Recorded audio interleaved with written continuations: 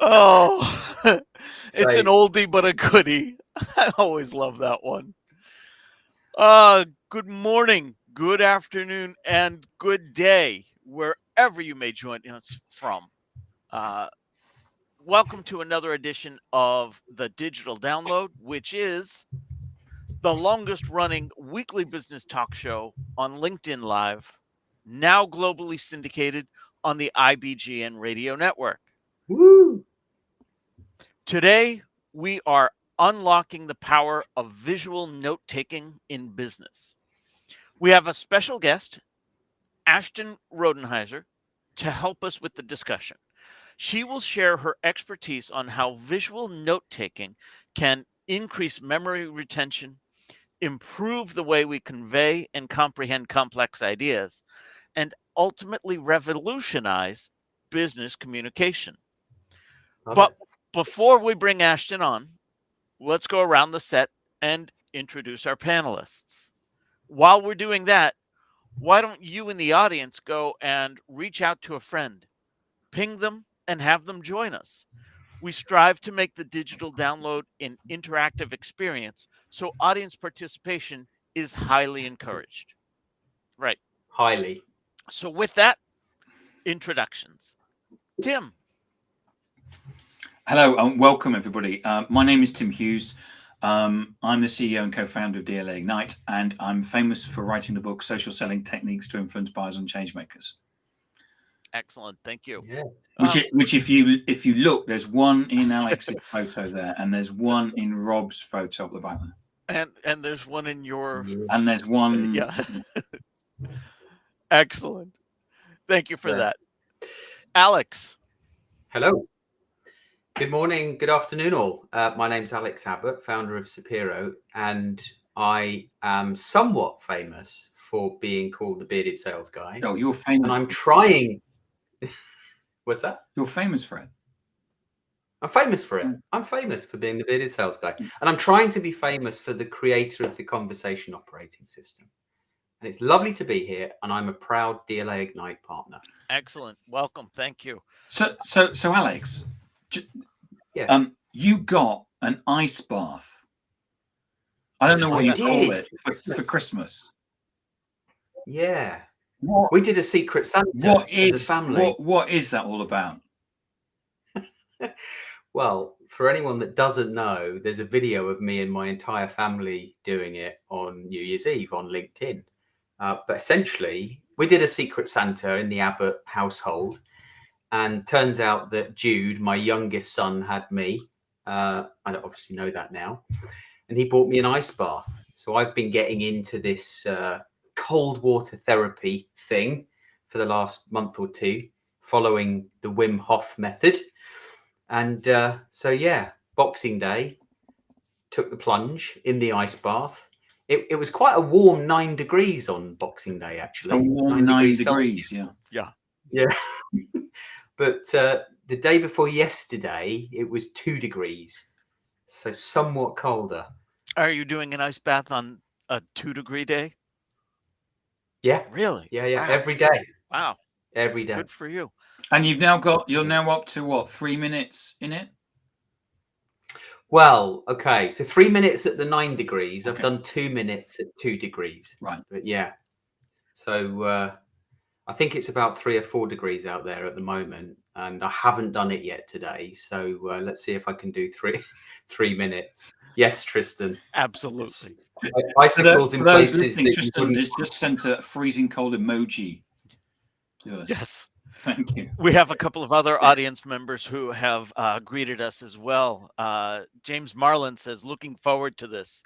And Andrew Slesser. James has attended the digital download. Yes, he has. Thanks, James. Andrew Slesser, who has not yet been on the digital download, says, good morning, good afternoon, everyone. So we wave and we always wave to him, and he waves back through his computer, but we don't see it. We presume he waves back. That we trust that it's happening. And finally, myself, I am Rob Durant, founder of Flywheel Results. We help startups scale, and I too am a proud DLA Ignite partner.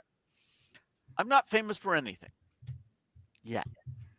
Yeah. We'll work on that. So, as I said, this week on the Digital Download, we'll speak with Ashton Rodenhiser, a renowned live illustrator and graphic facilitator. Ashton uses drawing to help people feel connected, valued, and heard. Let's bring her on. Ashton, good morning and welcome. Welcome. I'm so excited to be here. Thank you so Excellent. much We're for excited inviting to me. have you here. Thank you. And you're a dreamer. And I'm a practical dreamer. If anyone's read Think and Grow Rich, then you'll know what that means. But yes, I am a dreamer. Yes. We need more dreamers in the world for sure. Ashton, welcome to the show. Let's start by having you tell us a little bit about yourself and how you got here. Yeah. So I usually like to paint a picture of who I am. So you can kind of get a sense of where I am in this exact moment.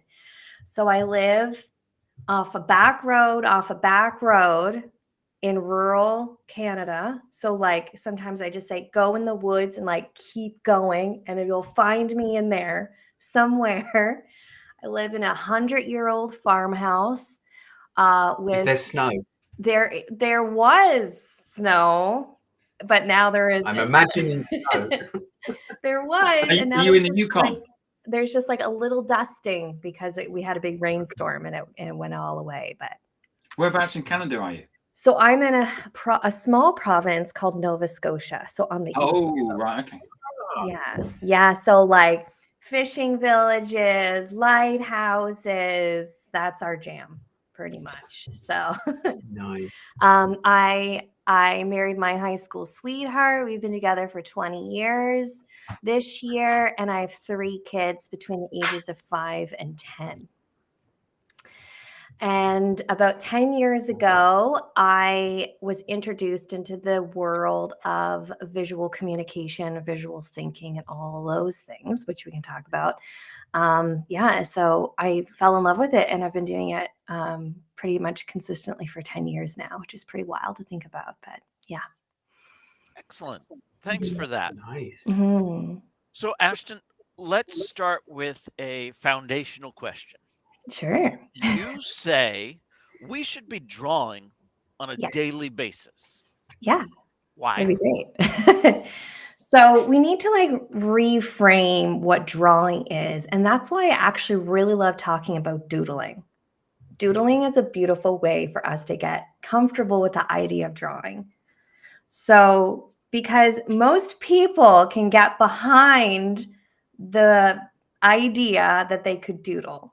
Maybe you can't win people over right away that they can draw, but you can doodle, right? Doodling is a beautiful way to make marks on a page to help yourself think, to help yourself focus, and it doesn't have any pressure, right? You can throw it away. You can never look at it again. It doesn't really matter, right?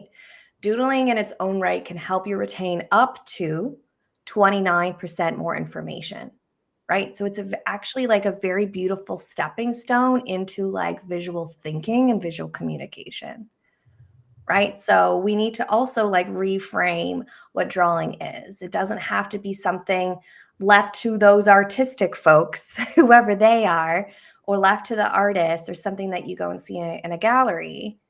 Drawing should be something that helps you think and learn, right? So take those doodles that hopefully you're doing anyways, and just make them a little bit more purposeful for you.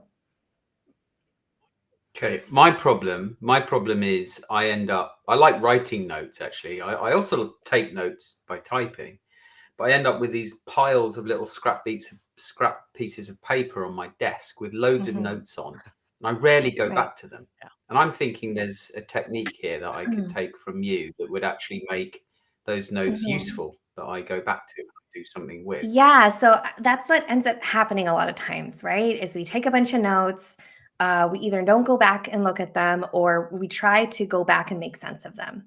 Because a lot of times when we're making notes, especially if we're listening to something or trying to understand something, we're missing a lot of that learning and comprehension part, right? So we want to be able to refer what we've created and it will take us back to that conversation. So it's about synthesizing down information as you're learning it in real time, right? So if you've ever just like captured pages and pages and pages of notes in a meeting or in a class or something, you go back to review it later and you have no idea what they mean, it's because you missed the learning part. And I think by adding in doodles and visuals, it helps you synthesize that information, be like, how could I explain this idea in the smallest amount of words as possible and add in a drawing, right? So Yeah.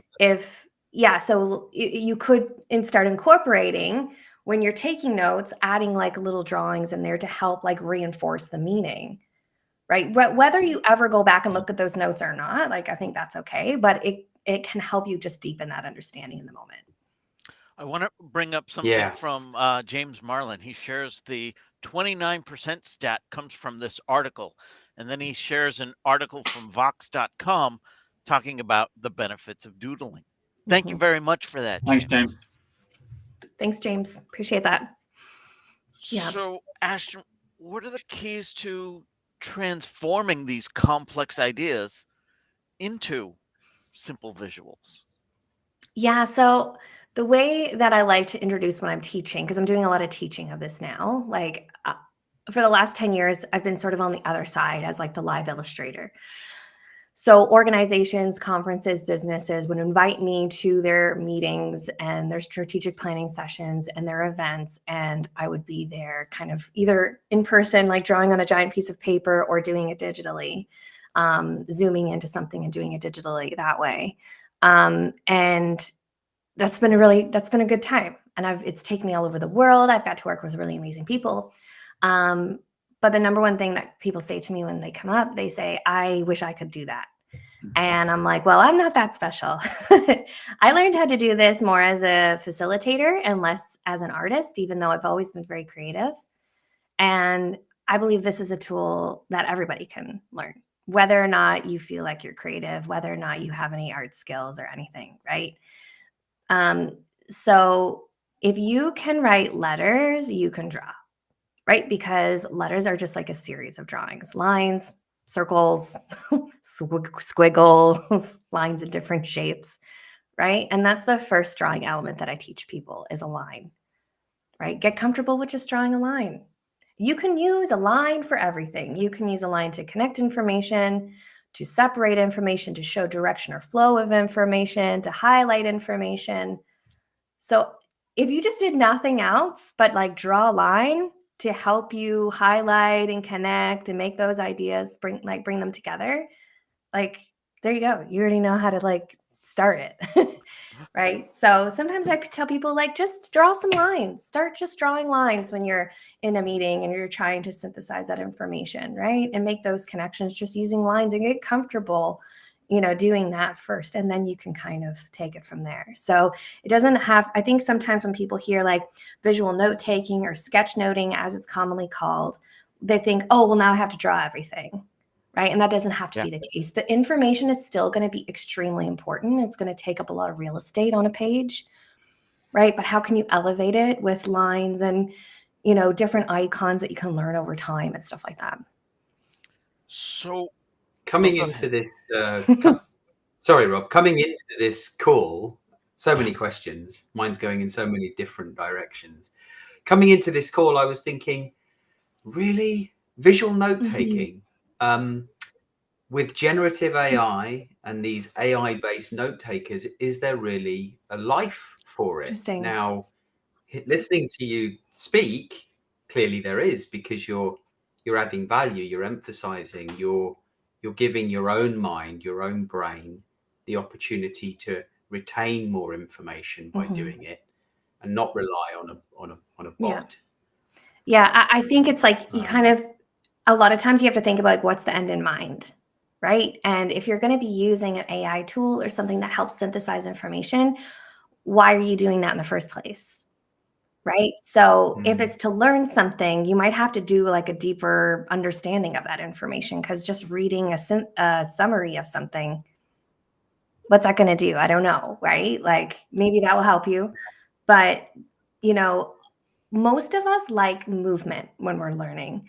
And unfortunate, that's like taken out a lot of classrooms for students as they're growing up. Like you have to sit there, you have to do the thing. You don't doodle because you get in trouble doing that, right? So you sit there, you have to write just a bunch of words and try to understand it, right? So I think there's even like a kinesthetic way that we learn, right? And I say like, that's why YouTube is like the second largest search engine in the world for a reason, because we want to see someone make the chicken pot pie, right? We can read the instruction, but we want to see someone do it, right? So the visual aspect, there's this movement aspect. There's something different than just saying, hey, bot, please summarize this for me. And you read it and you're like, okay. Like, how much of that are you going to remember is the challenge. Where if you read it, you could even read the summary and create a little doodle of it. That would reinforce the learning of it, right? So I think we can be using, generative AI and different tools to help us like synthesize and do some of that work. I think there still has to be like us in the process of that learning. 100%. And James made a really valid point a few comments back there, Rob. It's a shame LinkedIn Live doesn't allow us to share our doodles. I'm going to have to put my pen down. We talk a lot about being human on social media and that being the competitive advantage for businesses in the future, despite how advanced AI is becoming with videos of ourselves. And actually, this is just another way of adding to that. So thinking differently about how you can visualize your content on social media platforms by way of a drawing or a video you drawing. I've seen these brilliant glass whiteboards. I don't know if you've seen them, where there's someone standing behind it and then drawing stuff. It's very captivating. Yeah, I think like James makes a good point about like visual notes show that you're human. I kind of feel like my opinion, and maybe I'll change it tomorrow, but as of this moment in time, my opinion is as we're starting to tip the scales and AI is coming up, exactly what you're saying. I think we're also like the human connection piece is kind of like coming up more in the forefront, right? So like AI is coming up, but then human is like also like coming up here too, right? If we're trying to balance these things out. And for someone who worked 100% in person before the pandemic, I had to move my whole business strategy had to change to move it online, right? I basically had to create it from scratch and communicate with clients about the value of still doing this, but in a virtual space. But we all know that people went back to in person. Like maybe we're not up to the point that it was before, but if we didn't care about the human connection and the meeting people face to face and having and building relationship in that way, we would have just kept everything virtual because we like kind of figured it all out. Like we kind of down to a science at this point, right? But why do we keep meeting? Why did we want to go back in person and people fly halfway around the world to meet their colleague, right? Because of that human connection piece. So I think my hypothesis is that as these things are in flux and changing and growing in the AI space, we will have more of a desire to have that human connection piece. And someone's going to go, did a bot draw that or did a human draw that? And I think human creativity is going to be much more appreciated and sought after moving forward. 100%. I'm with you on that. David Esco shares a comment that really resonates with me. David says, I use mind mapping, but don't want my drawings to be a distraction. Right. And along those same lines, I recall sitting in college classes taking notes, and I would doodle, but my doodles had nothing to do with what was going on. It was a distraction. So do you have any? I have a comment to that. Jump right in, please. Yeah. So as we know, we just talked about the stat for those who are jumping, and we talked that doodling can help you retain up to 29%. So Rob, even though they had nothing to do with the content, it actually was helping you stay focused and helping you remember information. Because the way that the more we engage our senses when we're learning something, the more that information is solidified, right? So like if your doodle has nothing to do with what you're learning, it's still helping you, right? The way that I love to teach is just making those doodle a bit more purposeful for your learning. But just doodling in its own right is beautiful. The distraction word is like one of the number one questions or the number one comments that I get. And I like to challenge that with distracted from what? A boring lecture. Right? Well, there you go. So if somebody is so if someone's creating a mind map, right? I'm curious if David has a comment to this. If you're creating a mind map, you don't want it to be a distraction, but what are you distracting yourself from? Because if you're creating the mind map and you're creating a visual, you're doing the opposite of being distracted. You're staying focused, right? So like the opposite is like being at an event, and like a distraction is like thinking about what's for lunch and you're off the topic. But if you're staying in the topic and you're doodling or you're making a mind map, you're still in the moment, right? Whether or not you feel like you're actively listening in that exact second, you're still focused. You know what I mean? Yeah. I wonder if David means something that I was thinking about earlier when you were talking. And, I have this tendency of, there's a good bit, right? Let me write this down. And I'm so focused on writing it down that I lose the connection with what's being said. So trying to balance the note taking with the learning. Now, from what I understand, what you're saying is doodling can help. What did you use? Synthesize? Yeah. I think we have to like give ourselves permission to get away from this having to capture everything, right? So when we type, a lot of times we're just capture. And when we do traditional note taking, especially on lined paper, we're just capturing. But you're missing the learning and comprehension piece. And I think like sketchnoting and visual note taking makes you like pause and think while you're also listening. Which is like a bit of like a muscle to kind of work, and it takes a bit of practice. But it means you're not going to capture every word. You might not even capture every idea, but you have to trust that by creating it into a visual and capturing it in a way of synthesizing it, you're going to remember things even that you didn't capture, right? Like I remember a couple years ago, I was working with a client and I was doing, like, they weren't even doing it themselves. They had hired me to come and do it for them.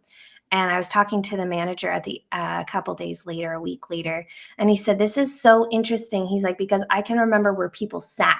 He's like, "Why can I remember where people sat? That is so weird."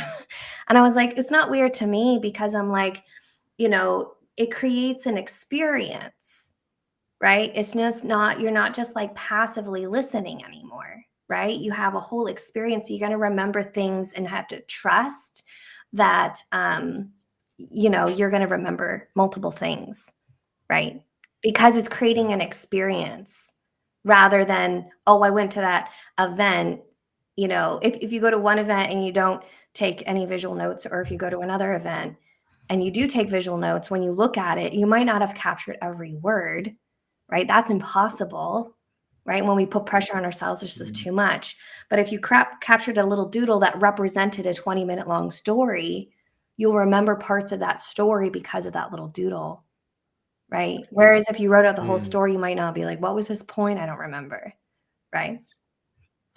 So is the idea of doodling to open your mind to remembering more, or is the idea of it to create a doodle that when you do look back at it tomorrow, you remember what was said? There's definitely like the process and the product, right? So like there's the process of doing it in the moment learning and that solidifying of that information. But then the beauty of it is that you can look at it later and will help trigger that memory as well, right? So sometimes, even though like I do teach like the aesthetics of them, so they like look nice, people care about that, unfortunately, but you could create a very crude, dare I say, ugly drawing, and it still be just as impactful as something that might look beautiful or pretty, right? So I end up working a lot with people that don't want to just learn how to do it for their learning, but also for complexity. So when ideas are extremely complex or you're in complex conversations, those are a beautiful opportunity to try to incorporate drawings and how to be able to break down that complexity, right? And then if you're doing it with other people, you could even, be doing it together, and then they're adding in their ideas, Yeah. right? And then it's very visual, and to see, it's just as important to say, oh, that's not right, than it is to say that's right. Be like, oh, that's not actually what I meant. And then you can correct it in the moment. Rather, when you're in a meeting, if you don't have that visual cue, right, then you're going to be potentially miss those stronger connections or that opportunity to clarify something, which is just as important. Right. Yeah. Yeah. Go ahead, Tim. So what's the difference between writing notes and drawing pictures? Just straight traditional note taking and visual note taking. When we so there's like the Alan Pavio's like dual coding theory. And as just like, I'm not like a brain science person, but I do know this one.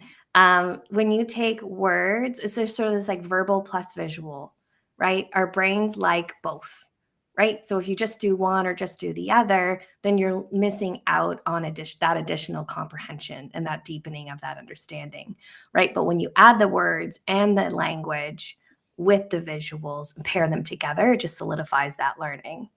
And there is a stat, I can't remember where it comes from. Someone can look it up if they want. But, at the end of the day, a lot of times we want to take action on this information, right? So adding in the visual to the words and the language can increase the opportunity to take action by like 89%, right? Because we can visually see what it is that we need to do instead of just a bunch And when you say visuals, what do you mean? Do you mean, because if I come to a meeting with Alex, do I sketch his face? You could if you wanted to. No pressure. Visuals to me is like doodling with a little bit purpose, right?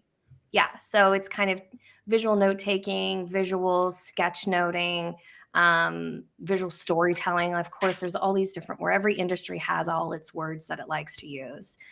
Sketch noting is probably one of the most like popularized ones.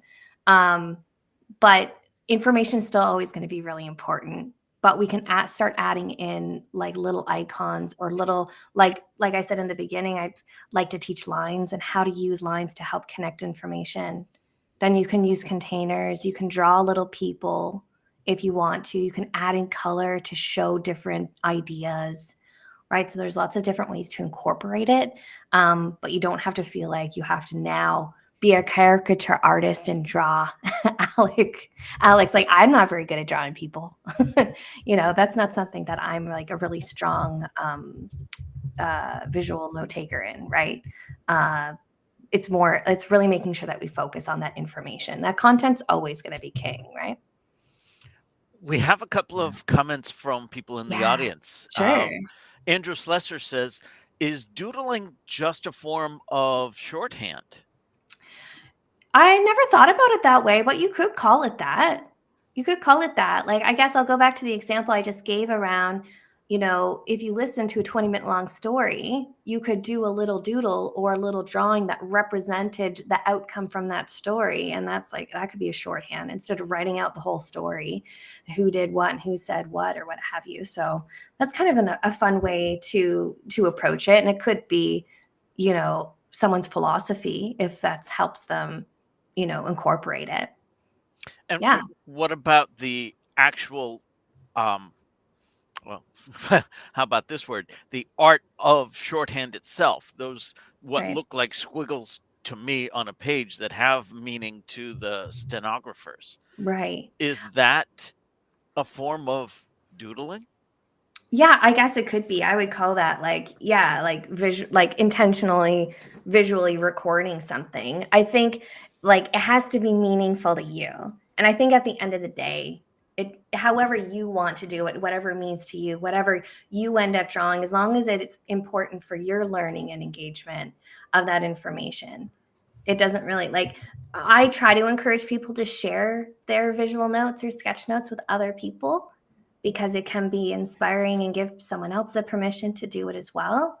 But at the end of the day, if you're listening for yourself, you are likely going to be capturing like the aha moments and the things that resonate with you personally. Whereas like I could read a book, create a sketch note of it, of what I took away from it. You could read the book, you could create a sketch note of it, and we might capture different information because it was what resonated with me at the time and what resonated with you. Right. So there's also this like beautiful, like there's no rhyme, there's no like perfect way to do it. There's no right way to do it. And it should really, like when I'm doing it for clients, I'm trying to do it more of like a holistic view and trying to listen for the room and make sure that people feel heard or make sure that message is elevated. But when you're doing it for yourself, like you can do whatever you want, which is kind of fun. So, Tim, when you asked what is the difference between sketching and note taking, James Marlin had shared note taking is sequential, start at the top of the page.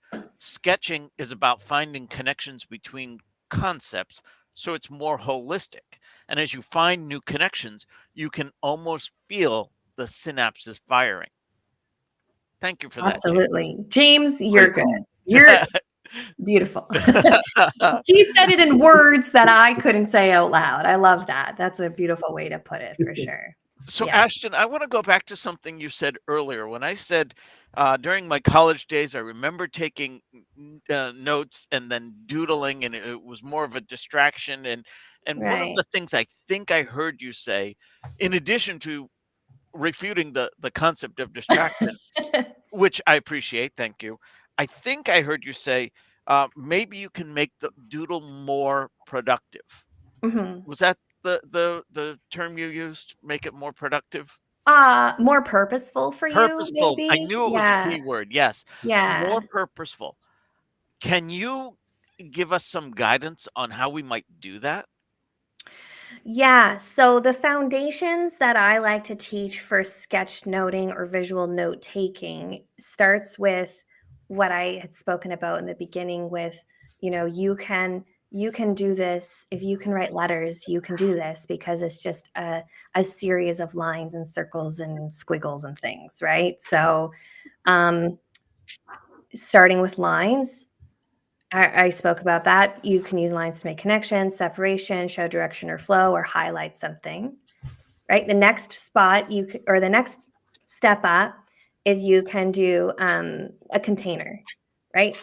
A container is a line that's enclosed, basically, at its simplest form, right? It's a square, it's a circle, and then you can like start playing around. You could start adding in more like icons or drawings. You could turn that square into a clipboard or a book or a calendar kind of thing or something, right? So you can use containers to group information, like all this information belongs together. Let's put it in a square, or let's put the individual pieces together, right? Or you can use it to emphasize something. So like, let's say we're talking about coding. Maybe you'll draw a little computer and put the information inside and you remember, oh, that was the coding part, right? Or it could be like, oh, hierarchy. This part was really important. Here's the supporting information. The heading, the subtitle could be in a container, for example, right? So from containers, we move to people, right? And when I say we're going to draw people, usually that freaks everybody out. But you can take a square and a line and a circle, and now you have a person, right? So I'll do it here and hold it up to the screen.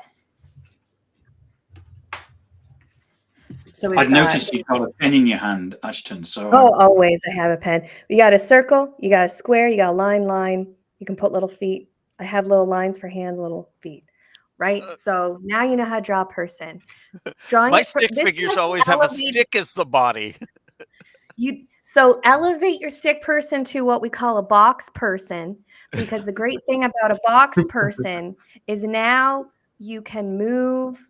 Usually mine just start with like their hands in the air, but let's now look at this guy. He's got one hand up and he's like got his foot up.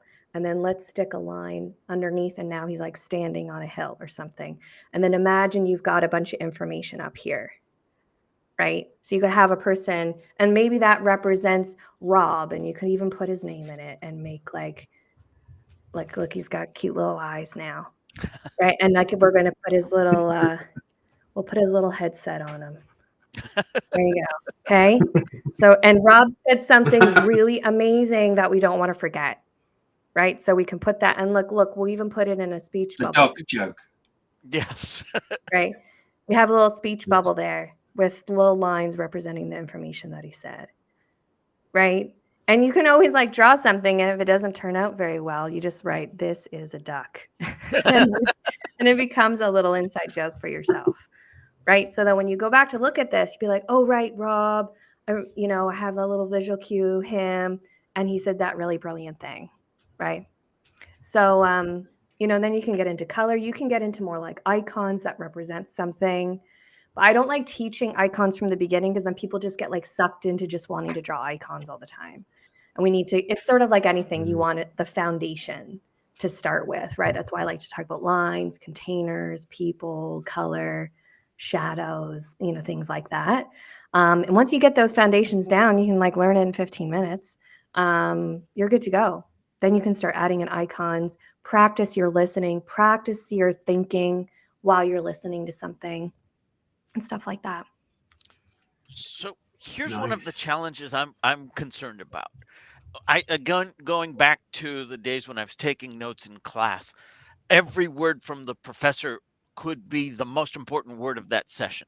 But I didn't know what the most important word was until the class ended. Right. If I'm trying to capture something visually, I don't know what I need to depict until that idea has been conveyed. And then as I'm trying to capture that, they're moving on to the next one. So Right. similarly, how can we integrate visual note taking into business meetings and strategy sessions? Yeah, I think there's just so many different ways to approach it, and there's no like one size fits all. Like if I'm just going to go piggyback off this lecture that you said, and then we can get to your actual question. But like you could, type it all out or get some sort of AI thing to do it for you or something. But I think you could go back through and highlight things. Like usually when I sketch note a book, I read through it, the whole thing, I highlight a bunch of stuff, and then I create a little visual at the end of each chapter. Right. So like, you know, you don't, and it doesn't always have to be live, right? It doesn't have to be in the moment, right? You could make notes normally. You could go back and highlight, okay, I feel like this was something really important. This was this. And then you could create a visual. I have like no patience. That's why I think this work is like beautiful for me, because I like sitting down, there's a half an hour, I draw it and I'm done. I don't like spending a lot of time on it. Right. So, but if that's something that you think will help you with your learning of it, you could take notes normally, go through it for that additional learning, highlight the most important things, create a visual or add in a few little visuals or something, right? There's no specific way that you have to do it this way every single time or something. And sometimes it's just like people's comfort level when they're getting started too. Yeah, I'm thinking.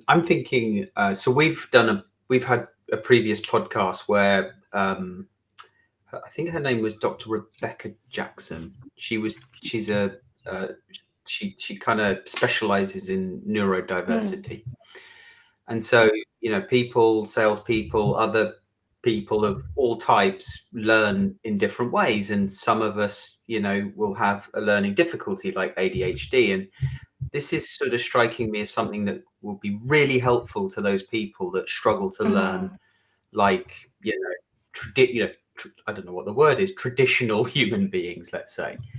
Did you see Yeah. the light bulb go on above my head when you said it doesn't have to be live? Right. That was Yeah. eye-opening for me. That was the Okay, epiphany. good. Because Good. what I thought then was, I'll take the notes as I traditionally do, a handwritten word, but when I go back and review them, especially for students and studying, when I go back and review them and recognize the important concepts, I can see we're sketching that out.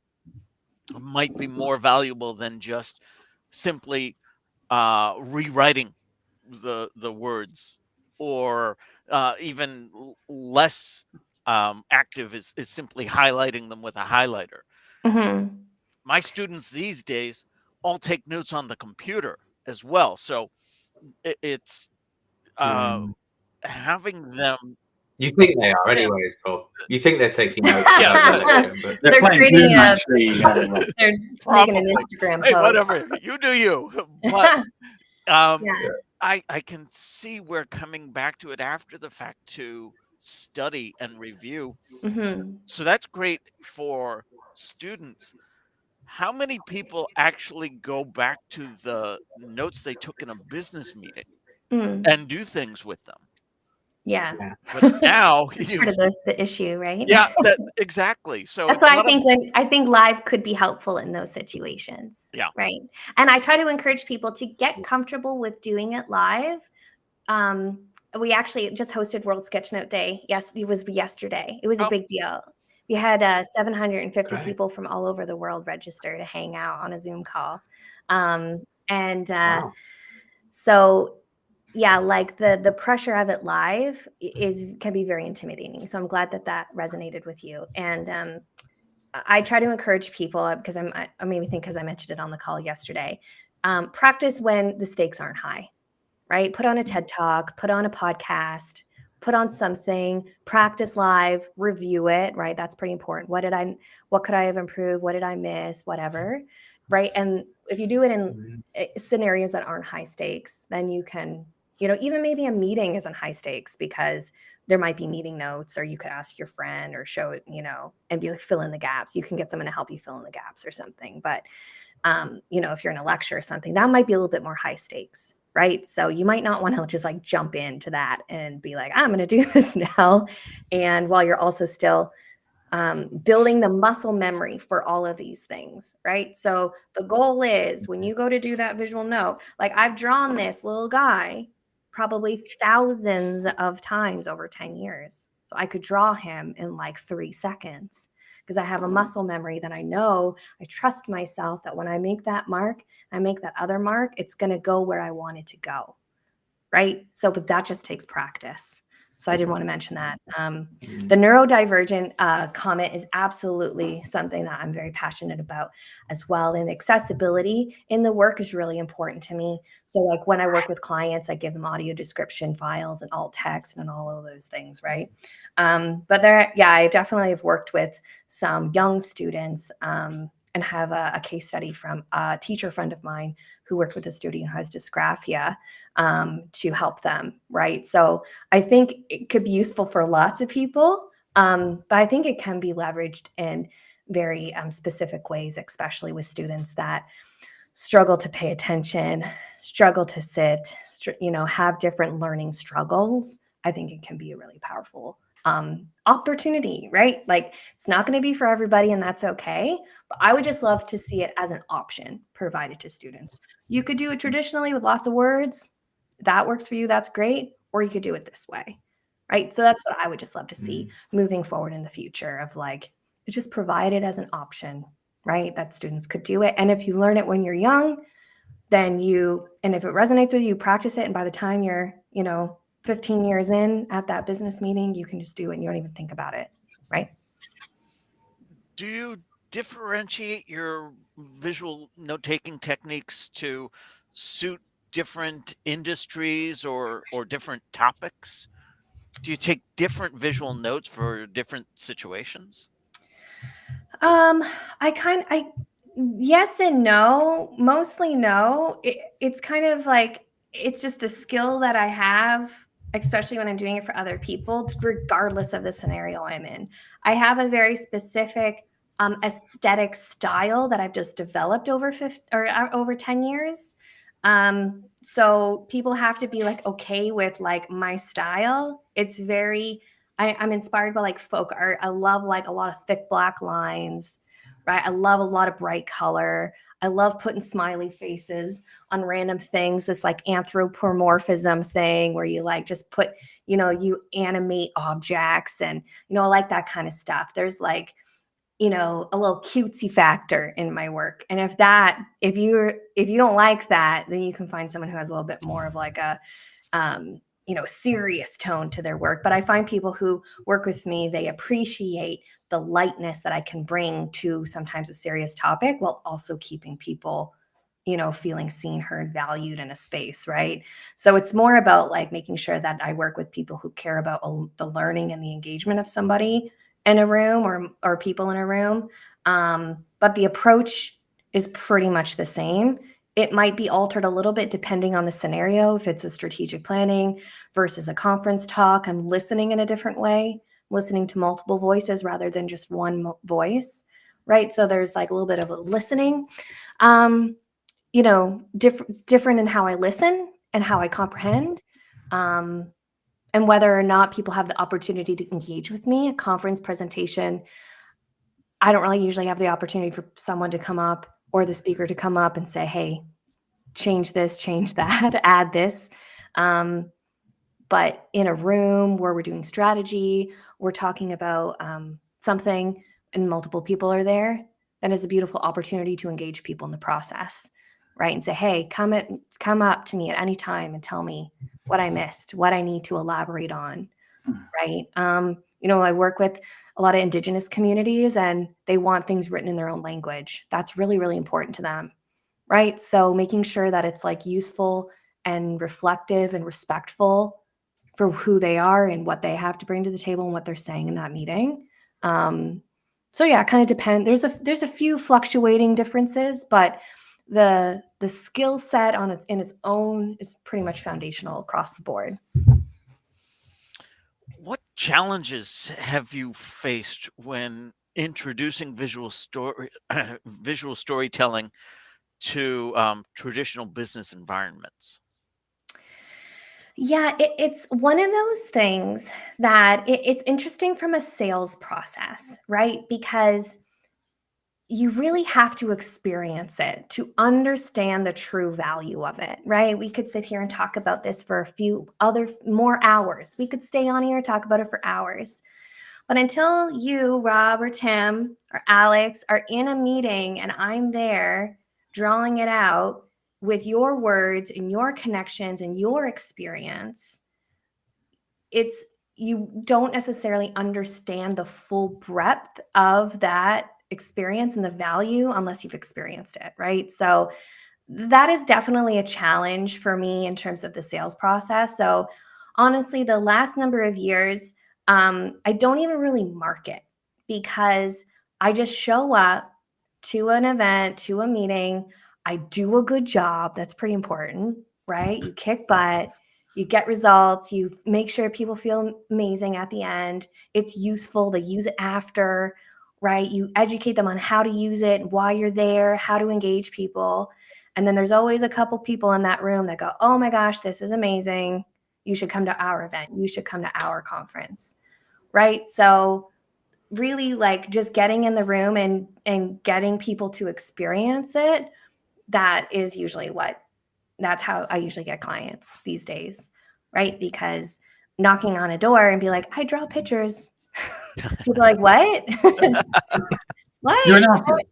And I'm No, not not cheap. really. And I'm not cheap. So I want you to throw some money at it, so, and if I'm asking you to throw a decent amount of money at it, you have to understand the value, right? And sometimes, a majority of the time, unfortunately, even if they cannot, I find it interesting because most of the time they cannot articulate why they loved it. They just know they loved it.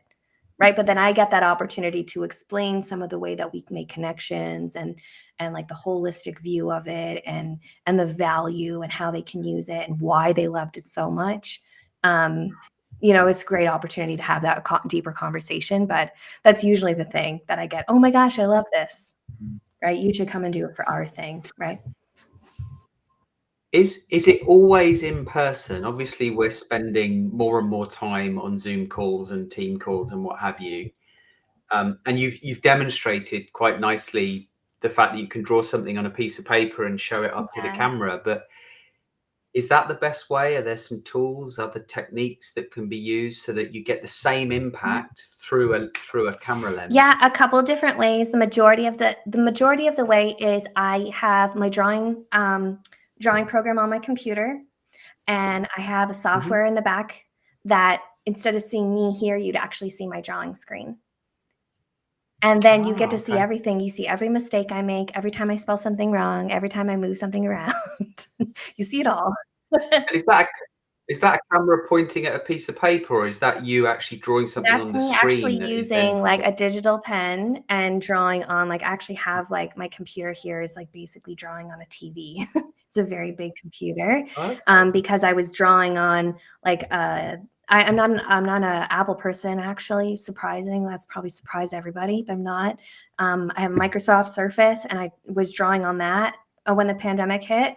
And it just was like ergonomically like crunching over, when you're doing events, sometimes like 8 hours and you cannot move, so this was getting a bit much. So I invested in a big device. And so, yeah, you can see like the digital program that I'm drawing on the screen. For people that want still more of like an analog style, I've got a document camera that we can hook up. So instead of seeing me here, you would see like a piece of paper with all the drawings and all the things, but most people opt for the digital aspect, because then it allows like for immediate share, right? So I'm done that presentation, I save it as a JPEG, I put it in their Dropbox folder, and they can immediately share it even before the next speaker starts, right? So there's that immediacy too that people really love and appreciate as well.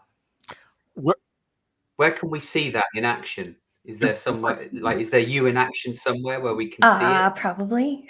I'm sure, like some events they'll share their stuff on YouTube later. They'll have me sort of in a corner. A lot of times on a Zoom screen, I'll be there in a screen just like everybody else, and then they'll highlight me or they'll pin me. When I'm doing it, I have also been doing a lot where they're in person, but they also have an audience online or not. And they take my Zoom screen and they project it on a giant screen in the room. So even though I'm in the middle of nowhere, Canada, they're like, I'm like hanging out in Las Vegas for the day because they've projected it on a giant screen. So that's been pretty cool to see. And I always try to ask them, like, take a picture and send it to me. And then they'll have the speaker stand beside this giant screen. I did an event back in the fall where I was in person, but digitally. So we hooked in. I just took my small device for that one. We hooked in, and it was in a movie theater. So as the panel discussions were happening, my giant drawing was on a movie screen behind them, which was pretty cool. That's definitely been the largest screen so far. But because like these devices can output at like, HDMI, like 4K, it's like usually pretty clear, even if you're there or if you're projecting like halfway around the world, which is pretty wild. Yeah. So Ashton, we're coming up to the end of our time, but I wanted to ask one last question. Sure. What advice would you give to businesses looking to integrate more visual elements into their communication strategies? Yeah, I think creative thinking, creative innovations are the way of the future, right? So I think like seek out people maybe in your company who you think are like maybe your top creative thinkers, and like ask them, right? Like, how can we infuse more creativity in the space? How can we support you in your creative thinking and in your, like, what can you be bringing to the table to help us?